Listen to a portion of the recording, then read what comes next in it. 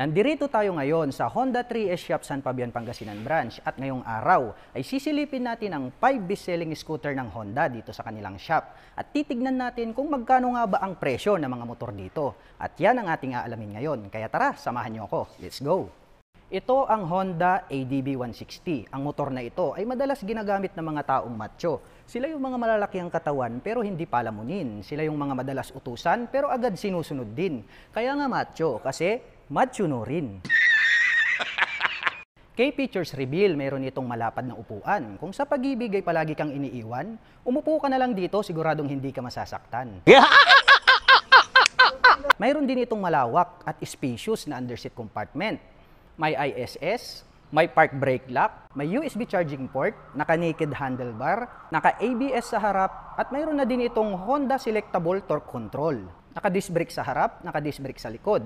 At equipped na ito ng dual sub-tank shock absorber para sa kanyang rear suspension. At ang kagandahan pa nito ay naka-semi dual purpose pattern tires ang mga gulong. At ang mga kulay na pwede nyong pagpilian sa Honda ADB 160 ay available in 3 color variants. Dahil mayroon itong matte black, matte white at matte red. At ang presyo ng Honda ADB 160 ay nagkakahalaga ng 172,900. Ito ang Honda PCX 160. Ang motor na ito ay madalas ginagamit ng mga taong tigasin. Sila yung mga matitigas ang ulo pero malalambot naman ang puso as in dahil madalas sila yung tigalaba, tigalinis, tigaigib, kaya nga tigasin, tigaluto, tigasaing.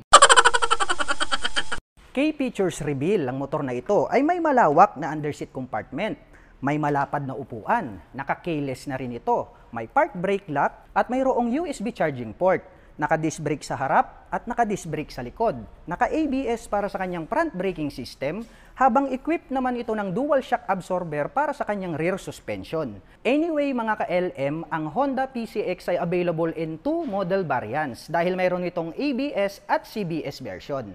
At ang presyo ng Honda PCX 160 ABS version ay nagkakahalaga ng 151,900 pesos, habang ang CBS type naman ay nagkakahalaga ng 133,900. Ito naman ang Honda Click 160. Ang motor na ito ay madalas ginagamit ng mga taong habulin.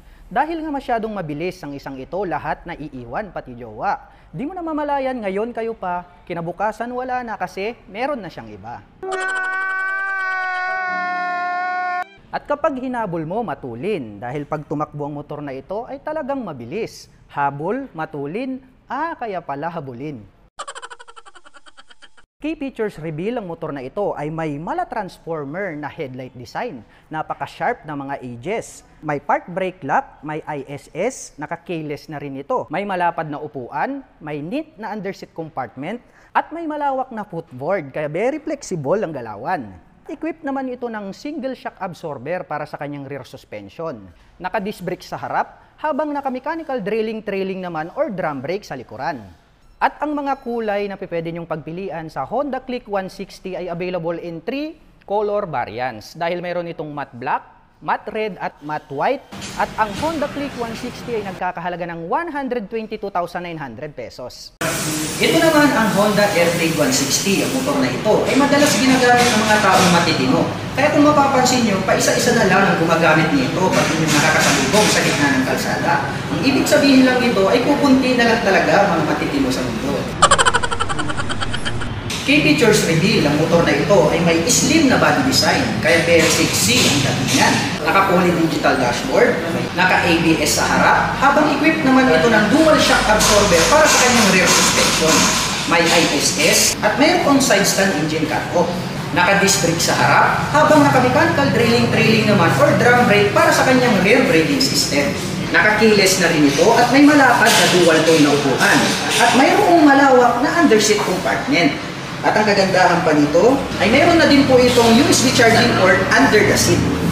At ang mga available na kulay na pwede niyong pagpilian para sa Honda Airblade 160 ay available in 3 color variation dahil mayroon itong red, blue, and gray. At ang presyo naman ng Honda Airblade 160 ay nagkakahalaga ng 125,900 pesos. Ito naman ang Honda Click 125. Ang motor na ito ay madalas ginagamit ng mga taong pogi. Dahil pag meron ka nito, kahit pangit ka, popogi ka. Kahit matanda ka, ibabata ka. Oh my God! At kapag single ka naman ay magkakajowa ka. Sana all. Kayo yung mga single dyan, ano pang hinihintay nyo? Mag Honda Click 125 na kayo. Key features reveal, ang motor na ito ay may malawak na legroom, kaya very flexible ang galawan. May park brake lock, may side stand engine cut-off at naka-CBS para sa kanyang braking system. May USB charging port at naka-mechanical key system naman para sa kanyang key ignition. Naka-disc brake sa harap, naka-drum brake naman sa likuran. At ito ay equipped with single shock absorber para sa kanyang rear suspension. May malapad na upuan at neat na underseat compartment. At napakaganda ng kanyang headlight design, kaya very attractive sa daan. At ang mga color na pwede nyong pagpilian para sa Honda Click 125 ay available in 5 color variation. Dahil meron itong black, red, gray, blue, and then white.